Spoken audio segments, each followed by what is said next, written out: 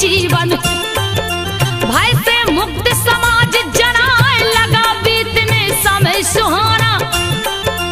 असुर योजना रही बनाए बदला हार का लेना होगा। कुछ भी समझ में आवे ना घोर तपस्या लगे करने। आसन सुंभे निसुंभे लगाए लगे शक्तियां अर्जित करने।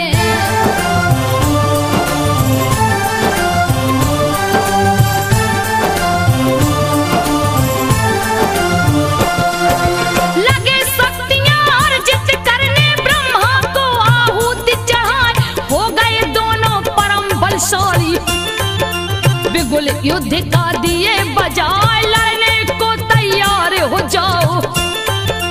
सुनो इंद्र तुम ध्यान लगाए नहीं बचेंगे देवता कायर। चाहे जितना करो पाए किए चढ़ाई स्वर्ग लोक पे। भारी सेना संग लिवा एक से बढ़कर एक सूरमा। राक्षस दल में रह चिल्लाए लगी खबर है स्वर्ग लोक में।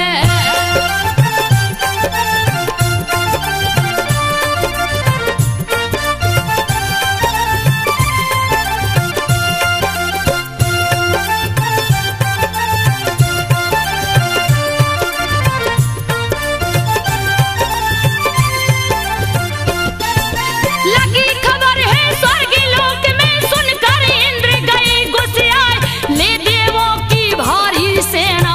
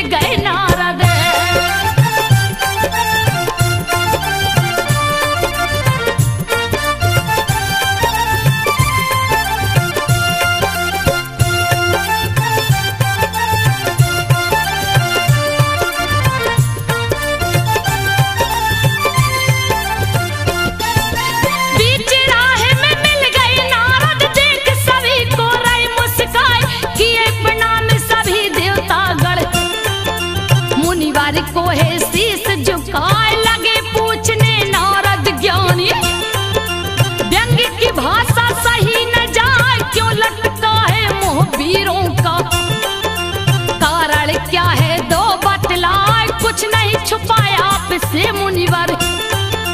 कहने लगे इंद्र समझाए नमक जले पर हे मुनि ज्ञानी, बिना वजह क्यों रहे लगाए, क्रोध न करिए नारद बोले।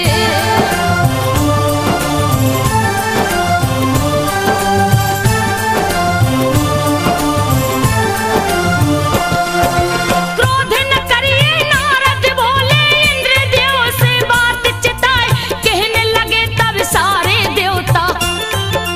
करिए मुनिवर कोई उपाय, कैसे वापस स्वर्ग मिलेगा, रास्ता दीजिए हमें सुझाए। ब्रह्म ऋषि नारद जी बोले, देवताओं से धीर धराए, एक ही शक्ति बची है जग में, देगी वापस स्वर्ग दिलाए। हाथ जोड़े सब देवता बोले, जल्दी मुनिवर दो बतलाए, जगत की माता जगदम्बे माँ।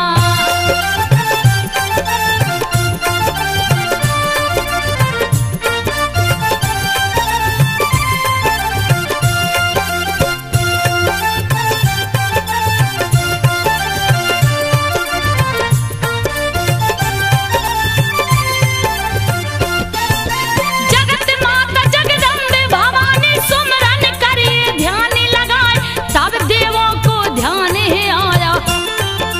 कहाँ थमाए बात चिताए, संकट पड़े याद कर लेना, सुनकर पुकार जाऊंगी आए, चले सुमरने माँ को देवता। गए हिमालय पर्वत आए, एक ओर शिखा भारी पर्वत की, एक ओर गंगा रही लहराए, करते सभी कर जोर प्रार्थना,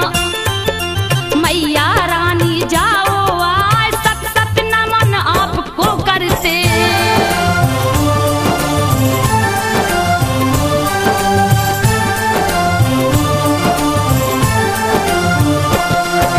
सत सत नमन आपको करते, हम देवता गण शीस झुकाए, भागीरथी के पावन जल में करने को स्नान जनाए, तब तक पार्वती जी आई, देख देवों को रही मुस्काए, लगी पूछने उमा भवानी,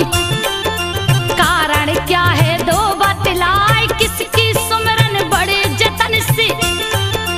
हो रही है, जरा देव बताए। तब तक उनके शरीर कोश से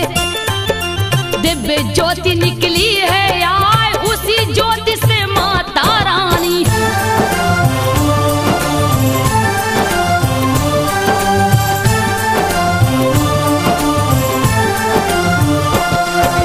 तब तक उनके शरीर कोश से दिव्य ज्योति निकली है आए, उसी ज्योति से माता रानी प्रकट हो रही, मन मुस्काए, काली हो गई पार्वती जी, रूप सुहाना रही सुहाए, दो दो रूप माता रानी का, देख देख नहीं जिया घाय, पार्वती जी से मैया जी कहने लगी कथा समझाए, शुंभ शुंभ दो पापी दानव, दिए युद्ध में इन्हें हराए, राजपाट सब छीन लिए हैं।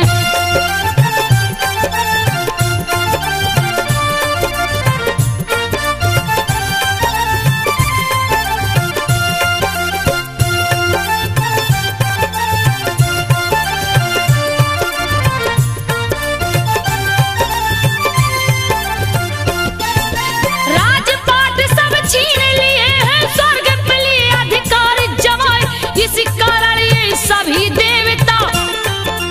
मेरी शरण गए हैं आए, कर सुमरन मुझे बुला रहे थे, रक्षा की गुहार लगाई, इसीलिए मैं प्रकट हुई हूँ, सुनिए देवी ध्यान लगाए, सारा जगत कोष की देवी,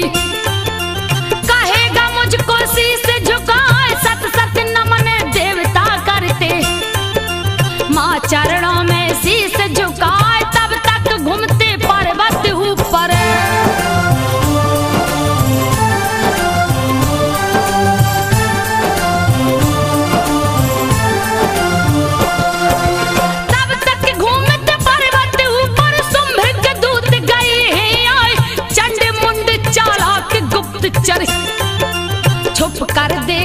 ध्यान लगाए, तीनों लोकों में सबसे सुंदर यह देवी है रही जना, लगे कल्पना मन में करनी, गर अपनी रानी बन जाए, राक्षस कुल की शान बढ़ जाती,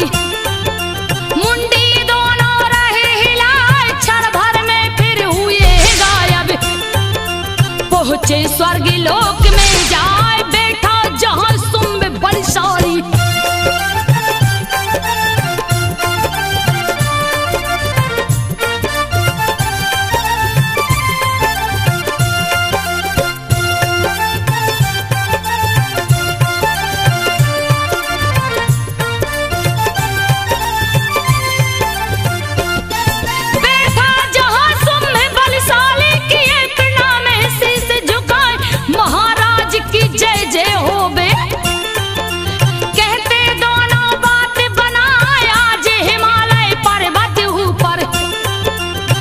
रज भारी गया दिखाए, तीनों लोक में सबसे सुंदर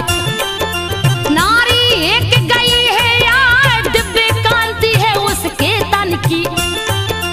दिव्य प्रकाश रही फैलाए है, अश्वरेश्वर पता लगाओ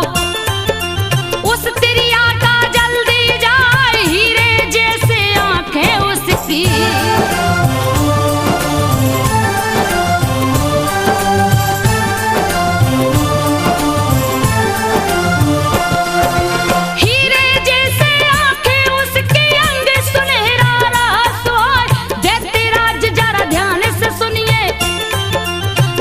हमारी चित्त लगाए, तीनों लोक में आपका शासन, आपकी कीर्ति रही गवाए, हीरे मोती जवाहर मणियां, शोभा आपकी रही बढ़ाए, रत्नों में वो महारत्न है, ऐसी स्त्री मिलेगी ना है, असुरेश्वर अपनी रानी, बना लीजिए उसको जाए, बढ़ जाएगी शान आपकी,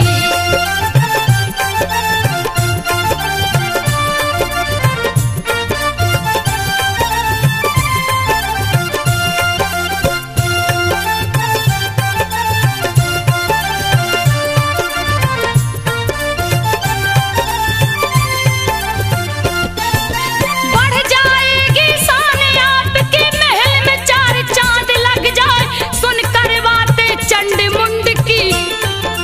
व्याकुल शुंभ से रहा न जाए, महादैत्य सुग्रीव से बोला, सुनो बात को ध्यान लगा, जाओ दूत मेरा तुम बनकर, उस देवी को लाओ बुलाए, ऐसी युक्ति वहां लगाना,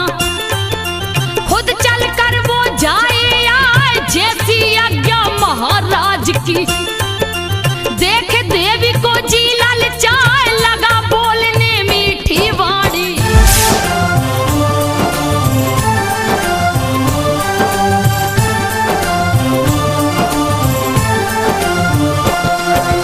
लगा बोलने मीठी वाणी, वह देवी को शीश झुकाए, राजाओं के जो राजा हैं, जिनसे तीनों लोक थर्राए, शुंभ है जिनका नाम है देवी, सुनो बात को ध्यान लगा, दूत उन्हीं का मैं हूँ आया, सुनो संदेशा ध्यान लगाए, सुन माता की बात निशाचर, कहने लगा बात समझा, तुम्हें नहीं मालूम है देवी, वरना बातें करती ना, तीनों लोक के जो परमेश्वर है,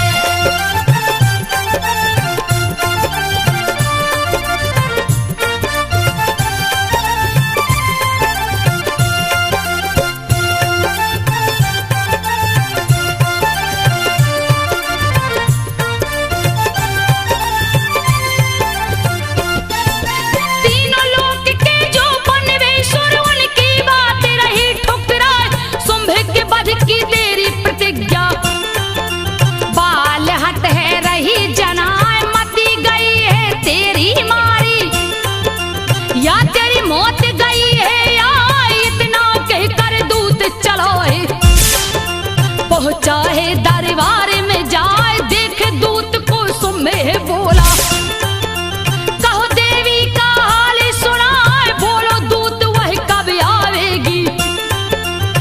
हाथी घोड़ा दूं भिजवाए, शीश झुका कर दूत बोला।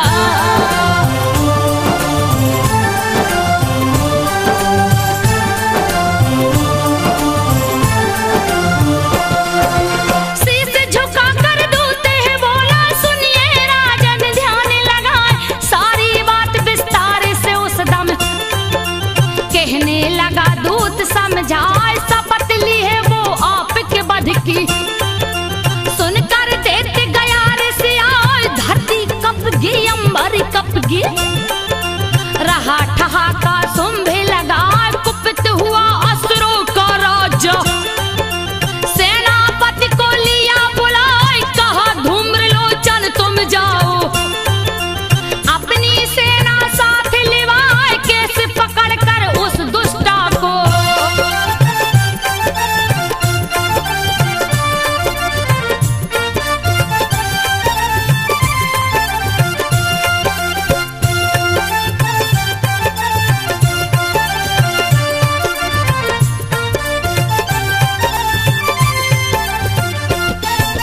कैसे पकड़ कर उस दुष्टा को घसीट करके लाओ जाए, पाकर आज्ञा से निकले कर सेनापति चला हर साय, 60,000 असुरों की सेना लेकर गया हिमालय आए, सामने देख मूर्ख माता को कहने लगा बात ऋषि आए, ए दुष्टा तू साथ मेरे चल, सुम्हे ने सुम्हे रही बुलाए, वरना तेरा केस पकड़ कर घसीट कर दूंगा पहुंचाए, तब मैया मुस्का कर बोली।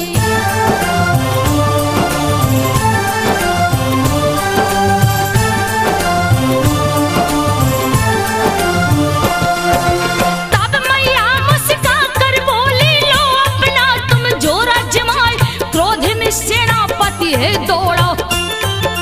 माँ को मारन अस्त्र उठाए, आ गया क्रोध भवानी माँ को, अब तो दुष्ट बचेगा ना, माँ के मुंह से ज्वाला निकली, जिसका ताप सहा नहीं जाए, हो गया जलकर राख निशाचर, सारी सेना गई घबराए, पागल हो गए असुर भयानक, लगे दौड़ने हैं मोहबाय, अपने अपने अस्त्र शस्त्र को।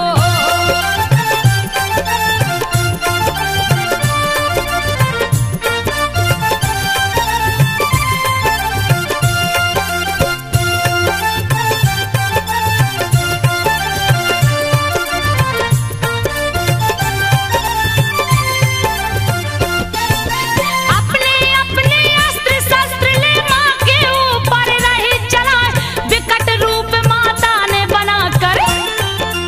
बलि दुष्टों की रही चढ़ाई, एक और सिंह गर्जना करता, नींद मौत का रहा सुलाए, मार मार कितनों को पंजा, दिया लहू की नदी बहाए, पेट फाड़ कर किसी दुष्ट का, खून चूसता मौज मनाए, खत्म हुई दैत्यों की सेना, सुनकर सुम्भ गया घबराए, क्रोध के मारे हो गया पागल,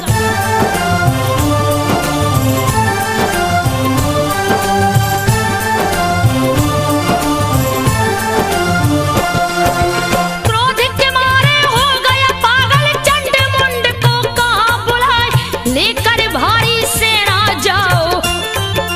रण में दो उत्पात मचाए, किसी भी कीमत पर दुष्टा को लाकर सामने देव दिखाए, अगर नहीं संभव हो लाना,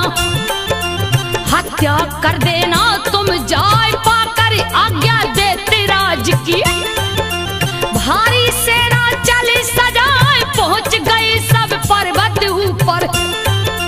राक्षस जोर जोर चिल्लाए, बैठी देवी सिंह के ऊपर।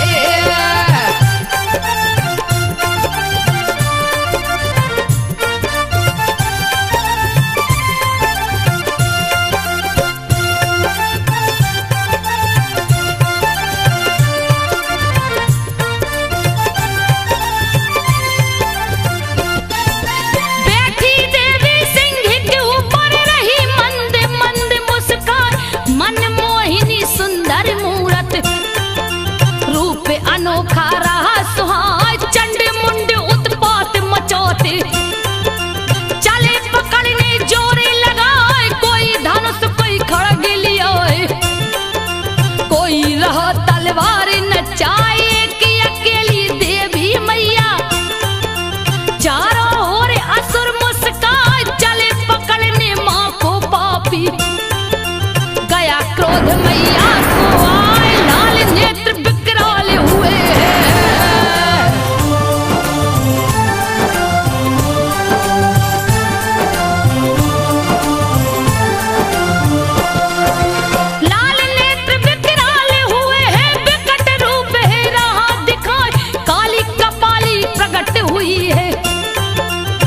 धरती अंबर गए थर्राए, चीता चर्म की साड़ी तन पर,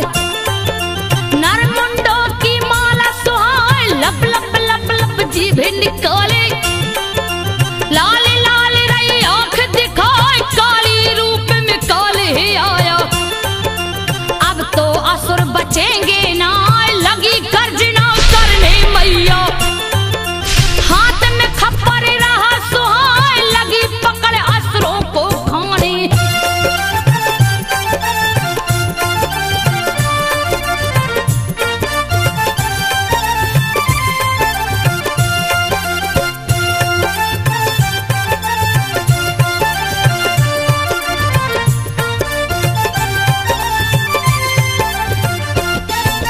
लगी पकड़ असुरों को खाने, बध करती मां खड़ग चलाए, पीने लगी लहू असुरों का, लगे भागने जान बचाए, हाथी घोड़ा बरछी वाला, खाने लगी मैया मोहबाई, एक एक बार में लाखों सैनिक, मुंह से काली रही चबाए, हो गया युद्ध का दृश्य भयानक। देखत जी बहुत ही घबराए, सारा तीरथ सैनिक मां खाती, देखे चंड मुंड गुर्राए, कुचल गए पैरों से कितने।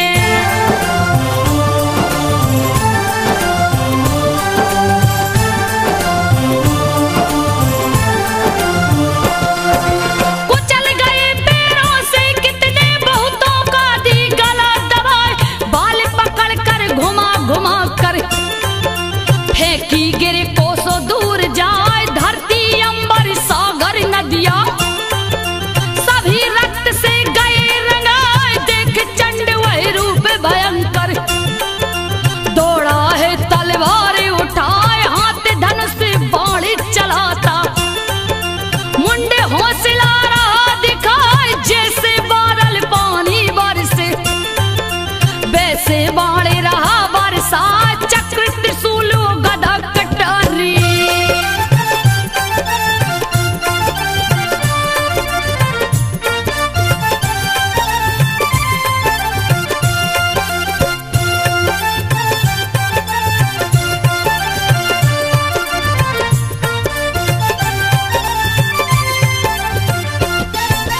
चक्र त्रिशूल गदा कटारी, मां के ऊपर रह चला, पर मैया काली जगदम्बा सब कुछ खा जाती, मोहबाई कर गुस्से में भारी गर्जना, बोली है मैया गुर्राए, कर लिया बार बहुत अब तुमने, इष्ट देव को ले मनाए, आ गई बेला अब मरने की, जान तुम्हारी बचेगी ना, एक हाथ से बाल पकड़ ली, दूजे में तलवार सुहाए, बंद हो गई चंड की बोली।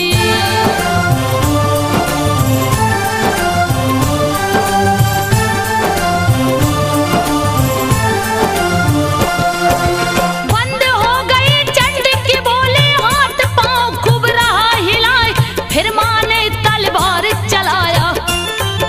धड़ से गर्दन गे अलगाए, चंड मरा देख मुंडे दौड़ा, ले हाथों में अस्त्र उठाए, करता वार मैया के ऊपर, पापी दानव खूब गुर्राए, देख के उसकी हरकत मां को, भारी क्रोध गया है आए, मैया ने तलवार उठाकर, दुष्ट के ऊपर दिया चला, एक ही वार से गर्दन उसकी।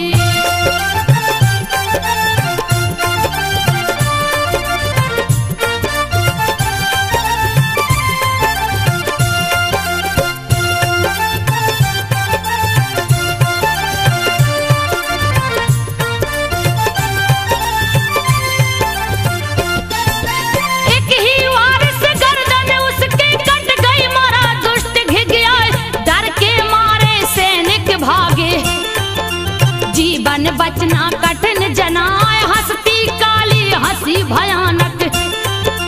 असुरों को रही मां दौड़ाए, चंड मुंड की मुंडी लेकर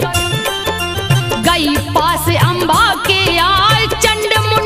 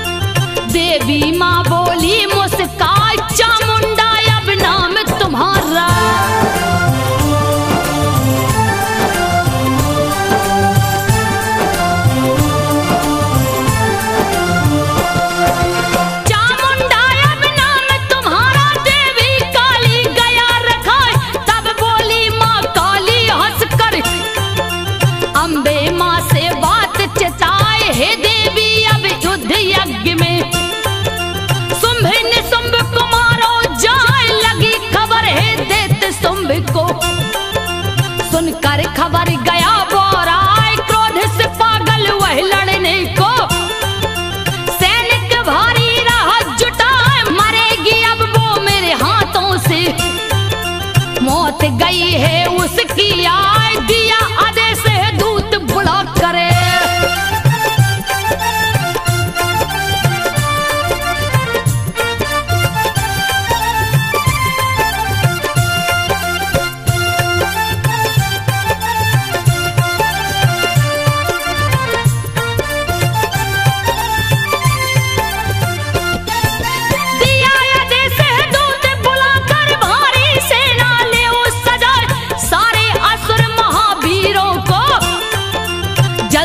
खबर दे पहुंचाए, कहने लगा है दूत से उस दम, एक बात सुन समझाए, भारी सेना ले असुरेश्वर, चला गरजता जग थर्राए, आज महासंग्राम छड़ेगा, कालिक मेघ रहा मणि राय, देवी देवी विशाल सेना, असुरों पर रही क्रोध दिखाए, खींच प्रतंचा धनुष कमाने।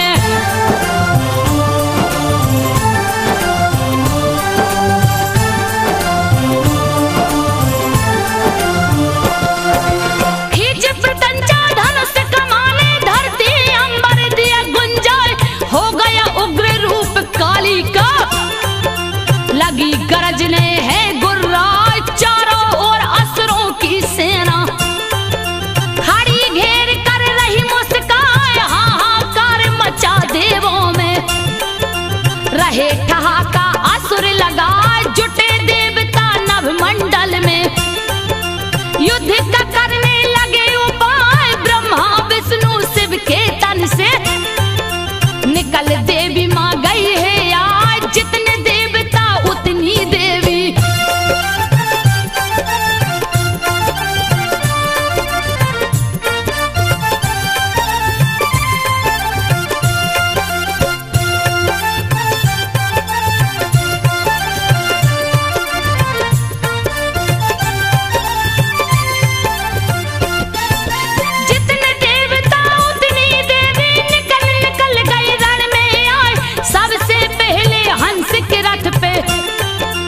ब्रह्माणी गई रण में आए, सबके ऊपर आरूढ़ होकर,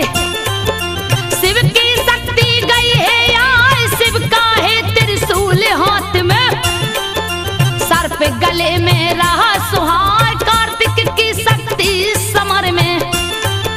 मोर पे चढ़ कर गई है आए, विष्णु प्रिया चढ़ गरुड़ पे आई, चक्र शंख गदा रहा सुहाय, श्री हरि जी की और शक्तियां।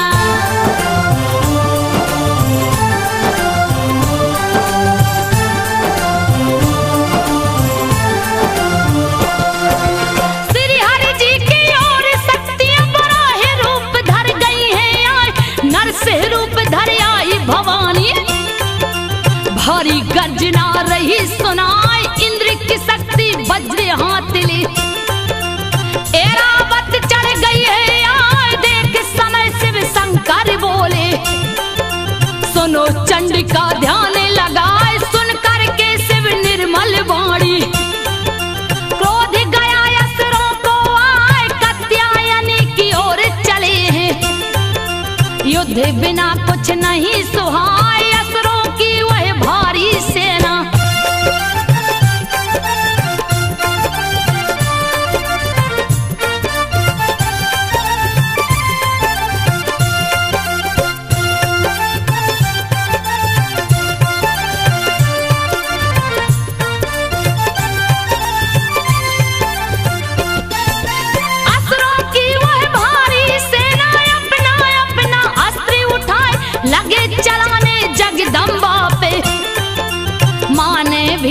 धनुष उठाए, लगी चलाने तीर धनुष से, असुरों से नहीं बेग सहाय, तब तक काली सामने आ गई, महाकाल का रूप बनाए, लगी मारने असुरों को मां, बीच समर में मां दौड़ाए, ब्रह्माणी असुरों के बीच में, ब्रह्म की शक्ति रही दिखाई, छिड़क देती जब जल महारानी,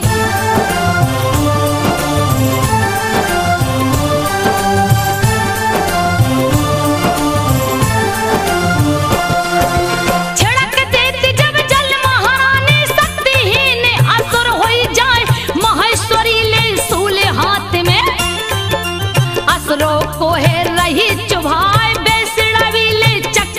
दर्शन। रही कहर रण में बरपाए कार्तिक के शक्ति शक्ति ले, दैत्यों की चटनी रही बनाए वज्र हाथ ले इंद्र की शक्ति। असुरों पर रही वज्र गिराए हो गया खून से लाल धरातल,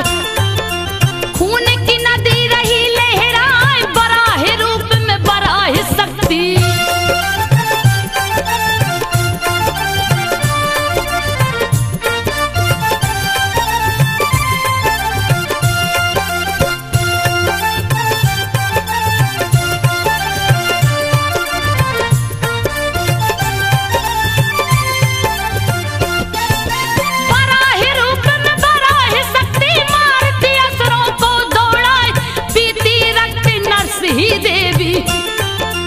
सिहनाद से जग थर्राए शिवदूती के अट्टहास से,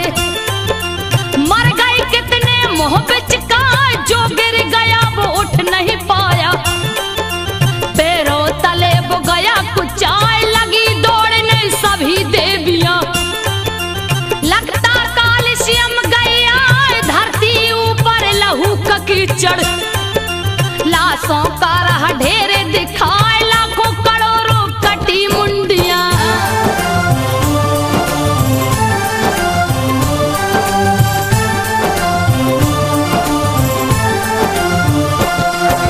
लाखों करोड़ों कटी मुंडियां रणभूमि में रही दिखाए, देखो जिधर लाशों का मेला, पीती काली लहू दिखाए लगे भागने दानव डर से। भाग भाग रहे जाने बचाए देख भागते असुरी सेना, रक्त बीज गया सामने आए मुझसे युद्ध करो तो जानू, सबको दूंगा आज मुआए कितना दम है भुजा में किसके, सबका दूंगा थाहे लगाए लगा है करने युद्ध भयानक।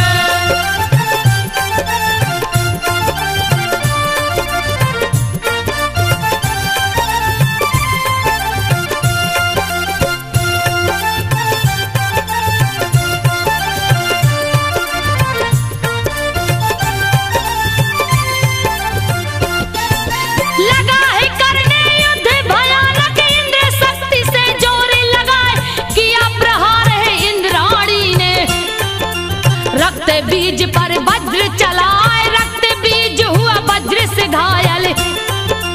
फिर भी हंसता जोर लगाए रक्त लगा धरनी में गिरने। फिर तो आफत गई है आज जितना रक्त जमी पे गिरता, उतना रक्त बीज मुस्काए जहां देखो तहां वही खड़ा है। बात समझ में आवे ना करने लगे सब युद्ध भयानक।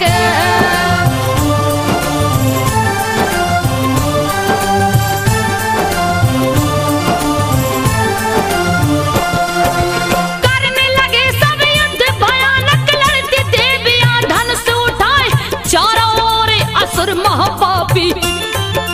लड़ते लड़ते बढ़ते जाए चक्र वैष्णवी ने चलाया, दैत्य के ऊपर जोरा जमाए कट गया गर्दन रक्त बीज को, बहने लगा लहू लहराए वृद्ध चला इंद्राणी ने तो,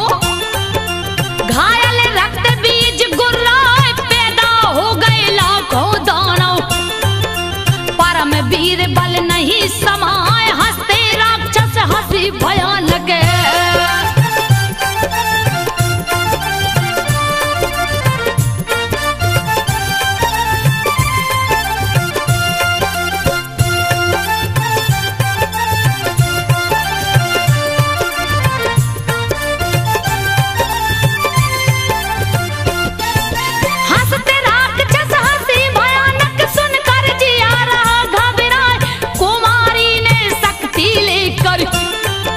रही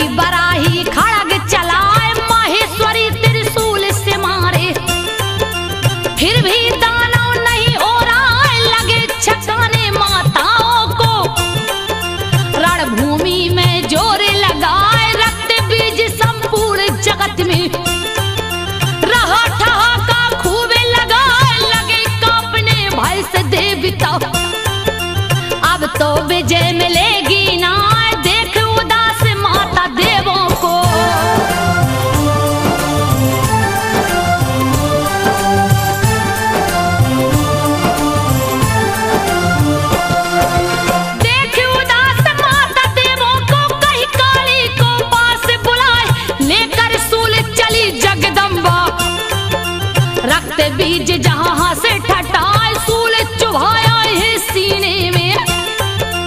गिरने लगा लहू बहरा लगी है पीने लहू चामुंडा,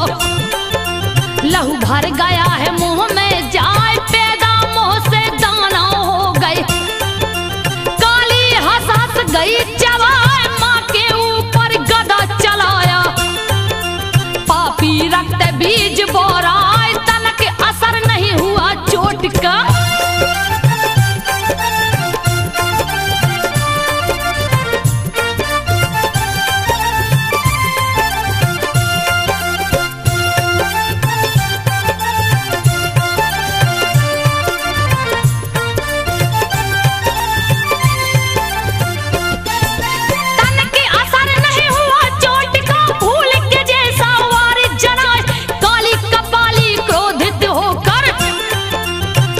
बीज पोली दौड़ाए पी गई सारा लहू पकड़ कर, रक्त बीज है गया सुखाए फिर जगदम्बा गदाले दौड़ी, रक्त बीज रहा घबराए करती वार पे वार भवानी, फिर भी रक्त बीज खुर्राए जगदम्बा ने गदा खड़क से करने लगी वार दौड़ाए, जान नहीं अब बच पाएगी।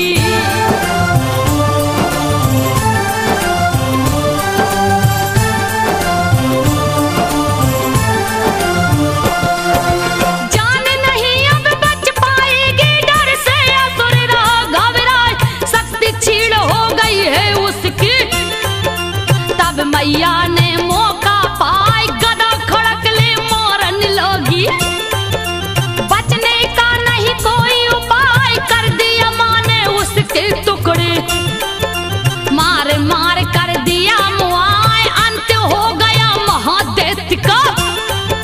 देवता पुष्प रहे बरसाए खुशी मनाती सभी देवियां, लिखता पीतन शीश झुकाए संजो माँ की गाई कहानी, भक्तों सुन लो ध्यान